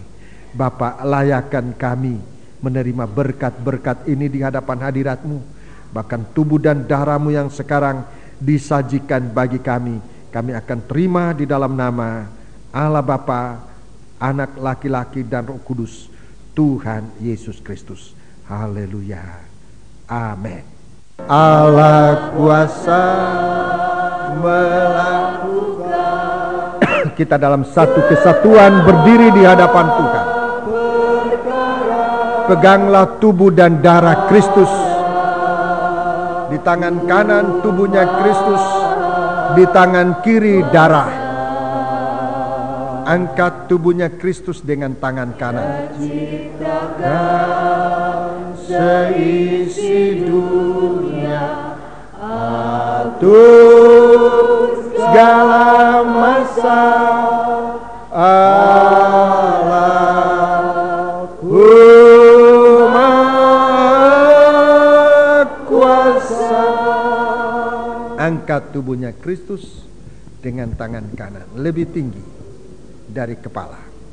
Haleluya. Sebab apa yang telah kuteruskan kepadamu telah aku terima dari Tuhan, yaitu bahwa Tuhan Yesus pada malam waktu ia diserahkan mengambil roti, dan sesudah itu ia mengucap syukur atasnya, ia memecah-mecahkannya dan berkata, inilah tubuhku yang diserahkan bagi kamu. Perbuatlah ini menjadi peringatan akan aku. Kita makan bersama-sama dengan percaya dalam nama Yesus. Kita angkat cawan. Haleluya. Haleluya, haleluya. Dengan tangan kanan lebih tinggi dari kepala. Haleluya. Bapa, terima kasih untuk korban. Terima kasih buat darah penyucian ini yang menebus kami dari segala dosa dan kesalahan kami. Secepatnya kami menerima, meminum, masuk dalam kehidupan kami. Biar segala dosa ada di seluruh tubuh kami, dalam perasaan, dalam hati, dalam pikiran, bahkan dalam perbuatan. Oleh kuasa darah-Mu menghapuskan semuanya, menjadikan kami disucikan oleh Engkau Tuhan. Terima kasih. Demikian juga ia mengambil cawan sesudah makan, lalu berkata, cawan ini adalah perjanjian baru yang dimeteraikan oleh darahku. Perbuatlah ini setiap kali kamu meminumnya menjadi peringatan akan aku. Kita minum bersama-sama dengan percaya dalam nama Yesus. Kita angkat tangan kita. Saudara Petrus Siagian. Haleluya.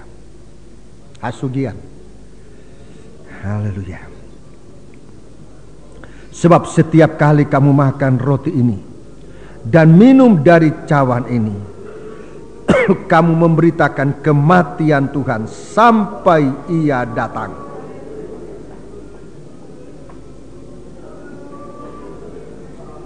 Haleluya.